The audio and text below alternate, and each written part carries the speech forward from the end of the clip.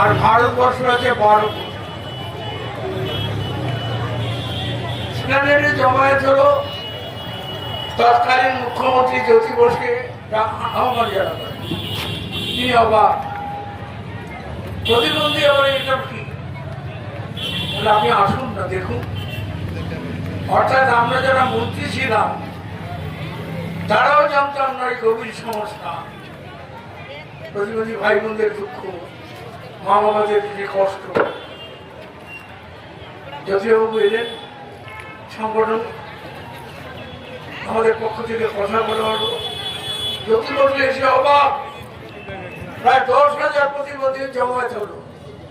আমি বলছিলাম তখন মসজিদে দিতে জ্যোতিবাবুর উদ্দেশ্যে, আমাদের রাজ্যের প্রতিবন্ধী ভাই বোনদের সার্টিফিকেট দিতে হলে হাসপাতালে টাকা দিতে হতো,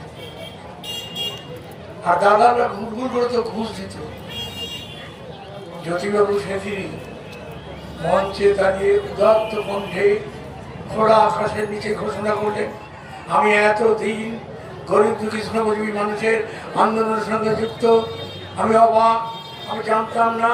আজকে এই খোলা আকাশের নিচে আমি করে দিতে চাই, আগামীকাল থেকে প্রতিবন্ধীদের সার্টিফিকেটের জন্য 1টি টাকাও দিতে হবে না। সেই সুর।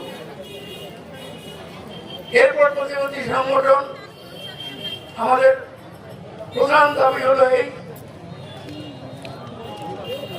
গোটা দেশে ভারতবর্ষে প্রতিবন্ধীদের জন্য আইন চাই, শ্রমিকদের জন্য আইন আছে, কৃষকদের জন্য আইন আছে, শিক্ষানীতি আছে, স্বাস্থ্যনীতি আছে।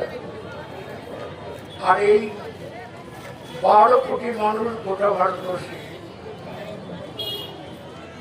এদের জীবন ধারণ, শিক্ষা দীক্ষা, স্বাস্থ্য এ নিয়ে কেউ ভাববে না, তা হতে পারে না। আমরা সারা ভারতবর্ষ জুড়ে প্রতিবন্ধী আইন চাই। যদি মানবিক মুখ্যমন্ত্রী হন তাহলে মানবিক ভাতার পরিমাণটা বৃদ্ধি করার ব্যবস্থা করুন। আমি বেশি কথা না বাড়িয়ে শেষ করবো যে কথাটা বলে, একা একা কেউ কথা শুনবে না, সংগঠন ভাবে যাবেন। যখন পঞ্চায়েতের ঘরের কথা বলবেন, দাবির কথা বলবেন, ভাতার কথা বলবেন, সঙ্গে সবাই সংগঠন ভাবে কথা বলতে যাবেন, দেখবেন তারা শুনতে বাধ্য হবে। টেবিল চাপে কথা বলে বলবেন, এই যে প্রতিবন্ধী আইন, আইনের মধ্যে আমাদের এখান থেকে নিয়ে দেবেন, যারা যারা আছে এই আইনে যা যা দাবিগুলো আছে এগুলো মানতে হবে। যদি না মানে সে সরকারি অফিসার হোক বা পঞ্চায়েতের প্রধান হোক, তারও শাস্তির ব্যবস্থা আইনে করা রয়েছে। এই আইন যদি না মানে একত্রিত আপনারা নেবেন। এই আশা ভরসা রেখে সবাই কারো অভিনন্দন জানিয়ে আমি আমার কথা শেষ করলাম।